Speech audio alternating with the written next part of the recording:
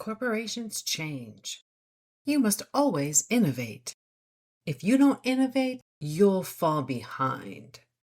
The only constant is change. Good employees are flexible.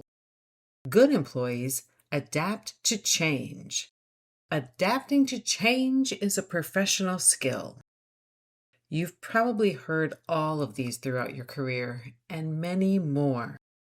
The message is constant change. Change, change, change. And in this age of provider conglomerates and the continual desire for LinkedIn bragging rights, organizations seem to be changing more than ever.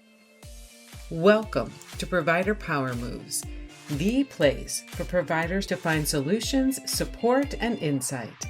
Ready to power up your provider game? Let's get going. If you're a leader who's been focusing on executive change, things like adding territories, adding programs, starting initiatives, launching fundraisers, and your operations are struggling to keep up, then you are indeed responsible for change fatigue. If you begin operational initiatives or bring in consultants, someone like me, to fix problems, and you don't see it through to the end, you are indeed responsible for change fatigue. I don't hear it very often, but I do hear it. Sarah, we've had consultants in here before and nothing ever changes. What makes you think this change will stick? Why should we try? When I hear that from teams, it just always breaks my heart because I can hear the fatigue in their operational voices. This is tough. Not only is fatigue in there, but there's also a lack of trust. And honestly, that one hurts me more. They don't trust administration to follow through. They don't trust that they're going to be supported to actually execute the changes that are being presented, let alone maintain these changes. And they're wary, skeptical. And if you're a frontline manager and you don't nail down clear processes, the same thing happens. You start new processes, ask your staff to change, and stop midway. Momentum stops, the change doesn't happen, and the problem stays in place. But now not only is the problem growing, there's a big mess around it because there were partial changes. And no one knows if they're supposed to do it the old way, the new way, the partial way. They're not sure if they remember the old way. And there's just a bunch of chaos and confused people who are far less likely to follow any change instructions in the future. Let's look at change. In the show notes, I have a graphic for you that describes the emotional response to change. And I absolutely love this graphic. I wish I could take credit for it, but all I can take credit for is finding it. Let me describe it for you. The graphic is a U with a little bit of a tail at the top of the U on both sides. So think like a swimming pool. There's a platform around the pool and then pretty steep sloping sides down to a tight valley at the bottom. All along the lines of this dip, we see various little yellow emoji blobs with different facial expressions.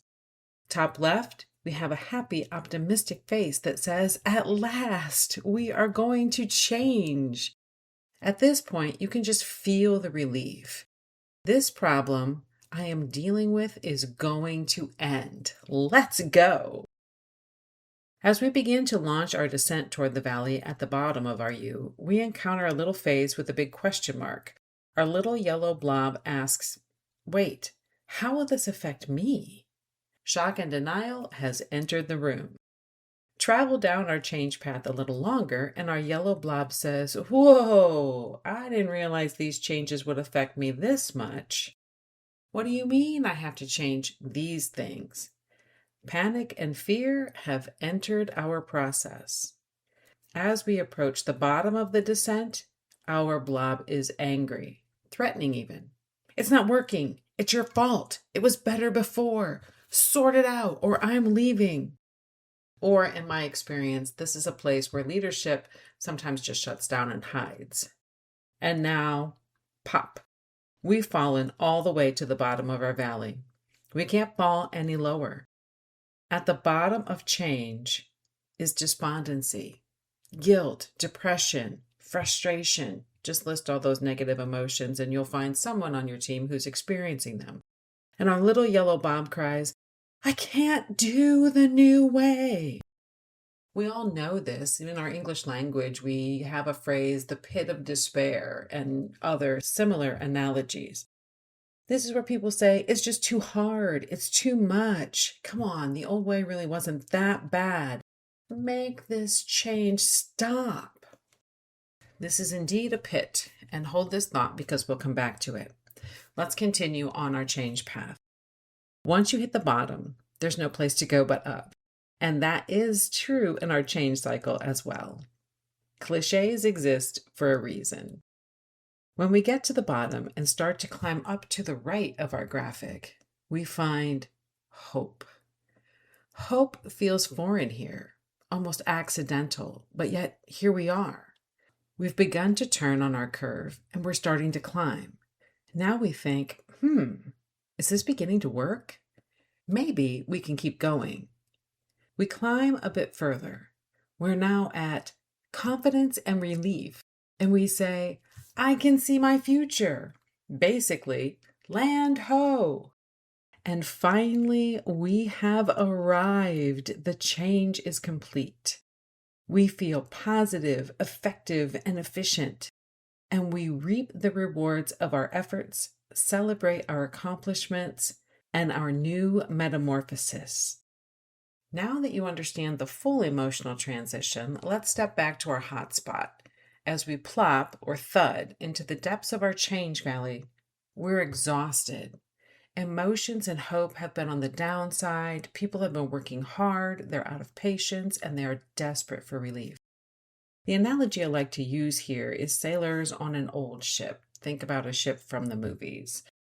The sailors have been at sea for a long time. They're tired, hungry, dirty, angry, exhausted, out of oranges. And they still don't see land. And they're pretty sure they're never going to see land again. They may even feel like mutiny is starting to look like a good idea. This is where some leaders break. And when we see it in the movie, we can see this tension point for the captain. We're thinking, come on, Captain, hold on. Through the magic of movies, we can see that land is just over the horizon. All they have to do is hold tight, and they're right there. And we're on the edge of our seats thinking, will this captain break, give in? Will they try to turn around? Or will he lead them, or she lead them through this difficulty to the place that they said they wanted to go? In most of our movies, that's exactly what happens. They get to land. They celebrate. They are thrilled. They're so excited. And they question why they even doubted the captain in the first place. But we as viewers all recognize that it was that leader that held tight. And if that leader had made any other decision, there would be no success. This is true whether you are leading a full organization, whether you are leading a department, whether you're leading a frontline team. This is leadership. And I see a lot of management bashing, and it's bad to be a manager and it's good to be a leader. Both are good. I don't understand the bashing. One is not preferred over the other. But regardless of your title and your roles, most of the time, whether you're managing operations or you're leading people through a big vision, this is the point of convergence. Whether you're a leader or a manager, you still have to get people to the other side of change. It is a skill that must be honed. It must be intentional. Because if it is not, and if you don't learn how to do it, you will choke at the end every time. Change won't happen. Your teams will be in chaos. They will lack confidence in their ability to execute work. They will lack confidence in you, and the likelihood that they are going to follow you through another round of change is very, very small. They will do all kinds of things to prevent this change from happening or just ignore it altogether. This is when people in charge feel defeated and they don't understand what's wrong. The problem here is an ability to steward a ship, a crew, through change effectively. There are two reasons that leaders break at this point. One is that they didn't really want to make the change in the first place, so they actively sabotage the change by just simply not stepping up. I know it sounds weird. Why would you bring in a consultant and pay a lot of money if you have absolutely no intention of change? That is a very good question, but it happens. The other group that doesn't make it past the curve is actually depicted on the graphic. If you look at the graphic, at the bottom, you will see an exit. So from the pit, people either start to move up and find some hope, or they exit the change process altogether. This may be where people quietly quit. This may be where people make up their own procedures and do the work the way that they want it done. Leaders who don't have a handle on their skill sets will either quit themselves or allow all of this to happen, and their teams unravel and they're left not understanding why they couldn't make change happen.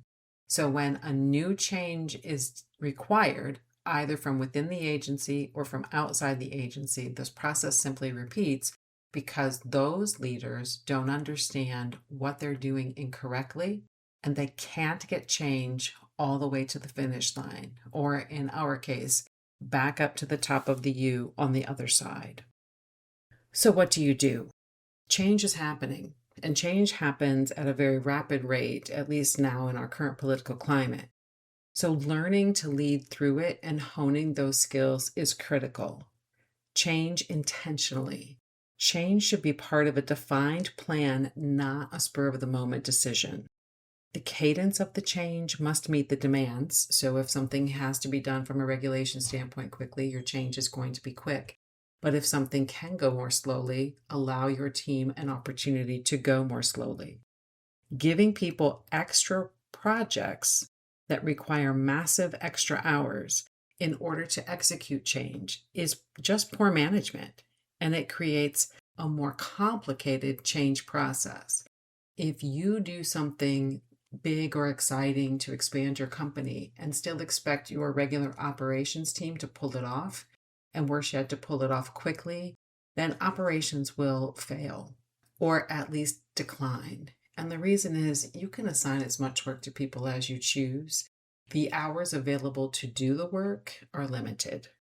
Plan for the emotional cycle of change and shore everyone up along the way. Understand where people are in the change process and support them in that spot. Do this instead of quitting the change process altogether.